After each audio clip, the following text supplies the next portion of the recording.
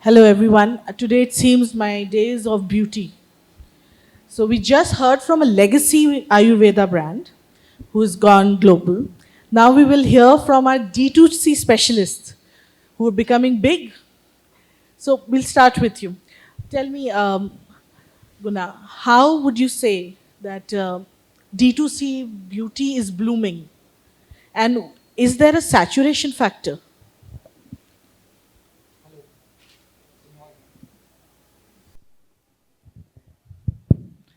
Great to be here. No, I don't think there is any saturation factor at all. In fact, we are seeing faster rates of growth now than even like any time in the past. One thing that has definitely changed over the period of time is customers are more aware and more willing to try new brands. So that's actually a very good opportunity for the incumbents to come in, and it's easier to acquire but harder to retain because there are a lot of options out there, and it's important for brands to stick to their brand promise.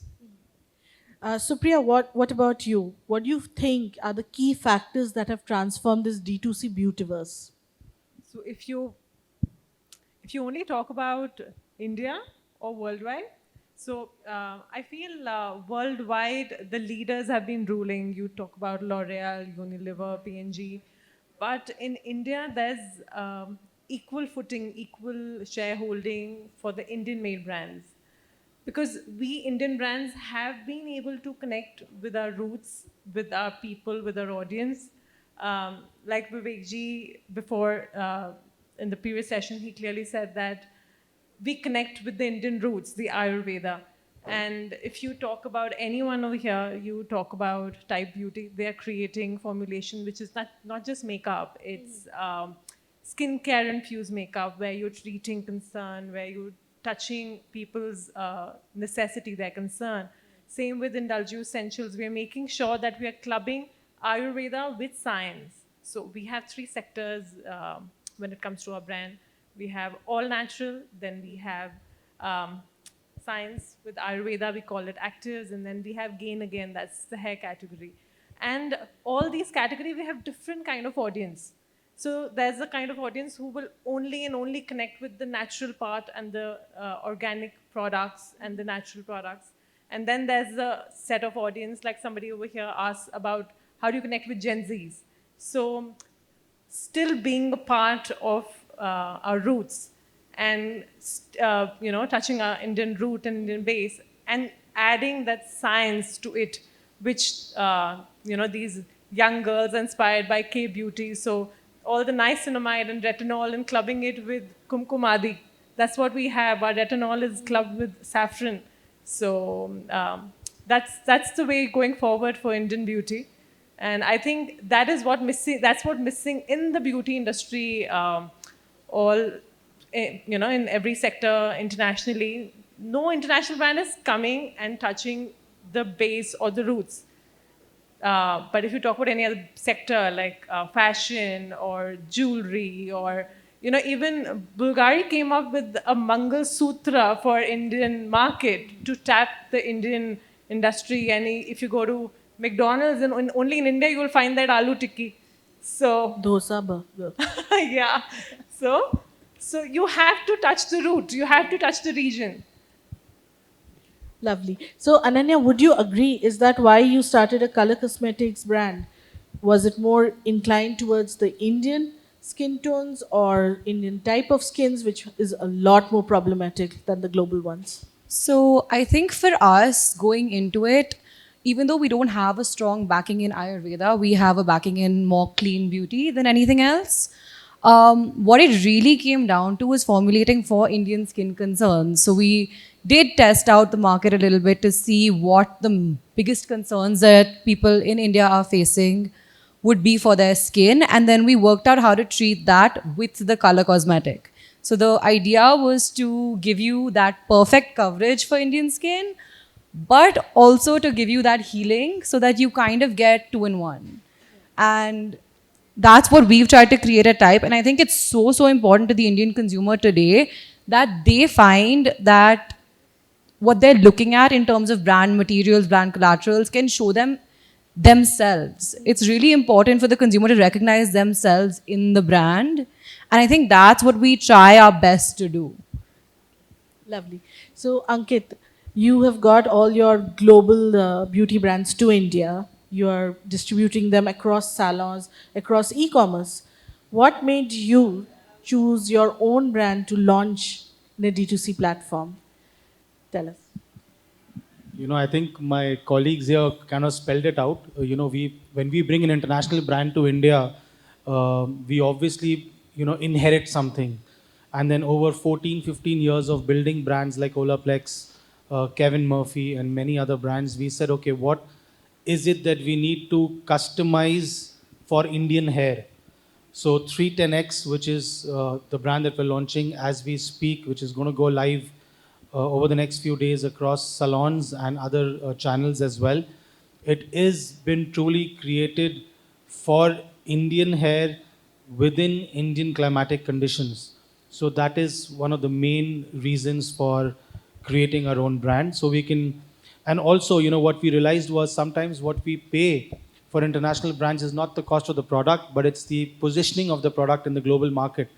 But in India there is India 1, India 2, and India 3, and we said that we don't want to only cater to India 1. We want to cater to both India 1 and India 2, because that is the main chunk of the Indian market where you need the best product, not at a cheap price, but the best product at the right price. So what we've managed to do with 310X is to create the right price point for the Indian market, but give them the quality of any international brand out there. So there's no compromise on the quality of the ingredients, the actives that are being used. It is a pure science and nature based blend of ingredients that we're using to give the Indian consumers what they truly deserve at the right price. Thank you so much. Guna, tell us something. D2C is a competitive market. What are your survival tactics? And I'll come to all of you for that. I think the key to surviving and thriving is to be true to your identity. Like it's actually a lot of journey inward than outward. It's not so much about marketing. I mean, they're all there, unit economics, ROI on marketing, all of that. But at the core, we need to understand what the brand really is and what it will do and what it won't. And that's kind of create a space, occupy certain section of the mind space of the customer, and staying true to that is, I think, the most important thing. Yeah. Lovely. What about you, Supriya? He's rightly said, ethos, definitely, staying true to your roots. But apart from that, I believe that, as the knowledge of a customer, how much they know about what's happening outside India, what's happening in other countries, they're learning every day about skincare, beauty, and they come back to you and tell you, this is what I need. Once you start listening to your clients loud and clear, and you, accept what they want, and then work on it, I think that's the victory. Because if you understand the need of your consumer, that's the right way to go. And that is what led me to diversify my brand and not just be a natural organic brand and add on active category to it, because that was the demand of my customer, and they were going left, right, and center to other brands and exploring those ingredients, and that they came back to me and said that we love your products and we want to experience those kind of formulations from you. So here we are, and it's their wish, so whatever they say, we're going to follow that. Lovely. Ananya? No, I completely agree with that actually. But I think for me, the most important way to keep that relationship with the customer alive is quality first, always, as a company. That plus keeping your brand identity strong and making sure that it's just diversified enough from the market that you just don't blend into what everyone else is doing. So I think that becomes very, very important here. So making sure that your brand identity, even though there end up being a lot of people in the brand, not just you as a founder who's giving their vision out there, right? There end up being a lot of stakeholders and everyone has a different perspective. It's really important for us as founders, as leaders, to be the people who are saying, you know what, no, this is what this brand is about. This is what we're sticking to. And it just helps make sure everyone's on course and the messaging doesn't change. And I think that's key. Great. Ankit, what's your survival tactic? You know, I get very scared when people talk about survival and surviving. You know, I think we should all focus on thriving, because if you're only going to work to survive, it's going to be even a tougher journey. But yes, from a thriving standpoint, I think getting the product right is very important. I think all founders try to strive to build a product or create a product that gives them immunity. And when I say gives them immunity, means when we were, you know, curating 310X, we said whatever it takes, do create a product that people will come back and buy and repeat, because we don't have the budgets that most funded companies have. We're a bootstrap company, and we said, okay, let's create a product that automatically the consumer comes and asks for. So we don't need to spend more marketing money to get them back. And then, you know, what happens is the more money you spend, the more customers you get, but at the same time, the more customers you lose if the product is not good. So the only way to thrive is to have the bestest product for the price proposition that you're charging them. And then, you know, we need to keep evolving, because what is in vogue or in trend today can be outdated as good as tomorrow, you know. So we need to keep evolving, we need to keep innovating. So that's another thing we're doing, is we're constantly innovating. uh, yes, you know, you look westward sometimes to see what's happening in other parts of the world. What are the latest technologies or innovations, let's say in my case in hair care, and we say, okay, if that's what's doing well there, let's not copy paste the entire thing. Let's look at how that you know is parallel to what we need for Indian hair, and that's when we start tweaking the latest innovations from the US to Indian hair, and then custom create a formula that works for the Indian consumer. So that's how we wish and we hope to thrive. All the best for that. And I'll do some quick rapid fires, okay? So you all have to give me one answers to support. So Guna, is omni-channel necessary for Yes. a teacher? Okay. And quick commerce? Yes. Supriya, omni-channel? I believe omni-channel and quick commerce. Both. Both. Yes. Ananya, 100%, yes. are you there already on No. Nyan, right? That's why I We're asked 2 you. years in. We're like new right now. But you will soon, Yeah, right? soon. Someday Yeah. soon. Yeah. But I do think it's necessary in the future. Right. Ankit? Absolutely, from day zero, because you know, any one channel that you work with, and if you go, you know, like, and I've seen this in our channel. Let's say we launch a brand only with our hairdressing salons, and tomorrow we launch in another channel. They would feel that, oh, you used us and then launch another channel. It's better to go on the same, not on the same at the same time to all channels, but maintain the inter-channel hygiene, because if you can maintain the inter-channel hygiene, it is the best thing you can do for a brand and for all your channel partners. So the answer is yes. And for us, at least, it's going to be at the same time and maintaining inter-channel hygiene. So quickly, since all of you said yes, what are your strategies for going omni-channel? Yeah. So we are basically expanding. For today, we are 100% online, and we are basically expanding through pharmacies essentially, and beginning in select cities, and after that, going global. So which, not cities, but Uh, zones? Yeah, like basically Mumbai and Bangalore is where we are looking at. Okay, so not in North India. Why are we so behind? No. So it's more about basically early pilots that we are doing. A lot of our offering is very personalized in the sense that it's not just purchasing a certain product, but there is a element of personalization. Today, if you have a kiosk in product, it basically means that you've gone through the app. There's a photo analysis. We have a team of dermats that essentially looks at the skin and provides that. And this is the kind of experience that we want to mimic, and that is why we want to position it more in like a medical or pharmaceutical places. Great. Supriya, what are your plans? So right now we're based online and quick commerce. For offline, there's something soon coming in June, by the end of June, and I'm not allowed to reveal right now, though it's going to be a surprise. Um, but apart from that, I think tapping the offline sector is equally very, very important because the experience what the customer gets when they touch and feel your product, you don't get that online. And I believe online sector is just still a very small part of it. And for all of us, there's a very wide market out there to explore. So we're taking baby steps, but soon you will see us offline. Lovely. Ananya? I think for us, the most important thing is to not rush into physical retail. So even though it's in the plans, it's something that we want to be fully retail ready before we even start like talking to people about it. So that's where we're at as a brand right now. But again, here I agree with Supriya because especially as a makeup brand, it becomes so important for people to actually try out the product, to match their shades. There's always so much uncertainty buying it online, right?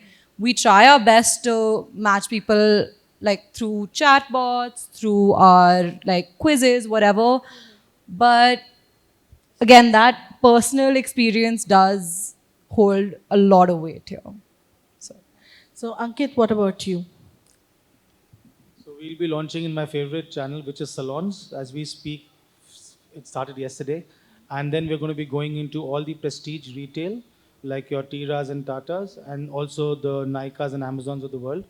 Once we've kind of managed this and stabilized the supply chain, is then after that we will look at other offline channels. But right now we're going to go to these to start with. Lovely, but you're starting offline with your salon, right?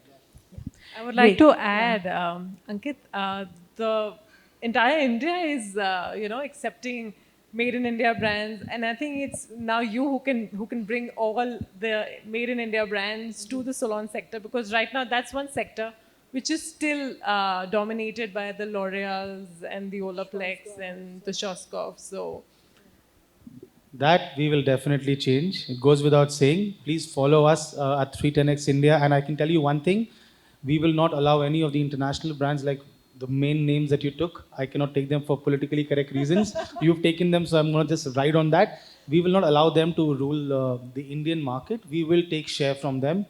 And I think we started taking share from them yesterday. My first salon sold 8 pieces just at the demo stage. And so that's 8 pieces less of the competition brand that comes from anywhere else. Absolutely. And I think even corporate Indian brands are joining the salon game now. exactly, Yeah, so soon. So I'll open the floor for questions.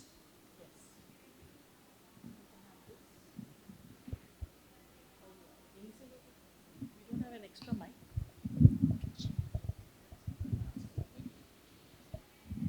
Yeah, hello, this is Rohit. My question is to Supriya and to the other panelists as well in general. Most of the brands that you all represent, they belong to the premium luxury category. So, what is that conscious decision and why is that conscious decision that you have made that you will not cater to the masses and stick to luxury or premiumness? So, what is the logic or the thinking behind it? That is what I want to understand. So, I mean, it was never a plan that we don't want to reach out to the masses. And to tell you right now, the spending power of the masses is equally strong. So we get orders from all part of the country, and we are delivering to villages and you talk about the sector, and we are. But yes, we as a category we are termed as a premium luxury brand, and that is only because of the ingredients that we put in and the quality that we are maintaining. All that comes with an expense. So that's why the price point. Otherwise, we would want to be part of every vanity. I can maybe take a stab at it too. Yeah, there is a certain base price where you need to ensure some amount of quality and efficacy. But that said, we operate, I wouldn't say luxury. Our price point is below luxury, but giving much higher efficacy. Just to share some numbers, 90% of our customers are from like tier 2, tier 3. And in our app, more than half the people use the app in vernacular languages than English. So there's a really large population out there that is pretty much a blue ocean. I mean, yeah, I agree with that. I also think the most important thing here is that with that price point comes that quality, and we're then able as founders to ensure the best quality products out there. To answer your question, we are going to offer accessible luxury. Why we say luxury is because of the quality of ingredients, but our price points start at 800 rupees. So for 800 rupees, we are going to give you what you would pay for a 3000 rupee product or a 4000 rupee product in the same space and category. So be prepared to use it and get wowed.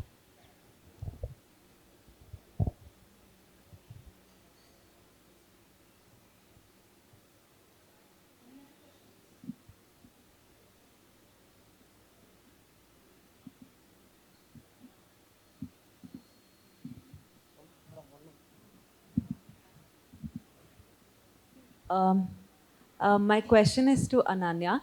Ananya, I just wanted to ask, especially even in the skincare segment, even in beauty, the term clean is very unregulated.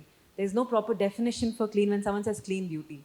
So, how are you conveying the message to your consumers? Because consumers, especially for makeup, they're not looking at ingredients list as carefully as they do for skincare. So, when you're venturing into makeup, how do you convey this message to them? So, firstly, we tried to standardize it for ourselves, the term clean, because I agree with you. There is no exact definition here. What we've done is we've taken the clean beauty standards that Sephora had published for their website, and we've used those as our benchmarks. Of course, there are a couple of other things we also don't put in basis what works with skincare and makeup versus what doesn't. So to answer your question, that's what clean means to us. I think the way we try to convey it to consumer is that this is non-toxic. You can go through every ingredient on our list. In fact, we even publish an ingredient dictionary on our website. So if you want to look up any of the ingredients that have been used in our products, you can go and find them, find out where they come from, find out what the purpose of having that ingredient in the formulation is.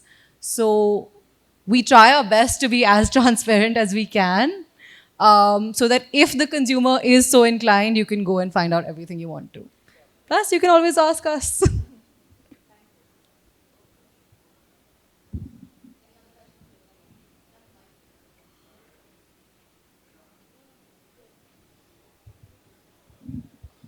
Hi everyone. So can you give some strategies to go from 0 to 1? Like when you have started your brands, everybody has gone from 0 to 1. So, reaching your 100 customers and taking the feedback and enhancing your products accordingly and getting the correct market fit.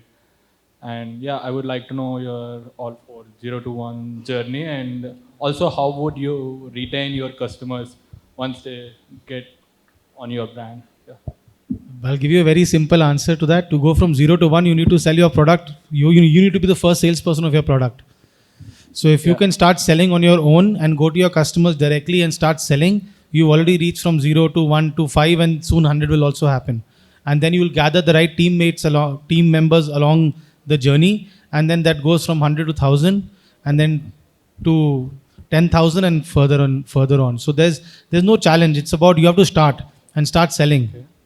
Mhm. That's it. Okay.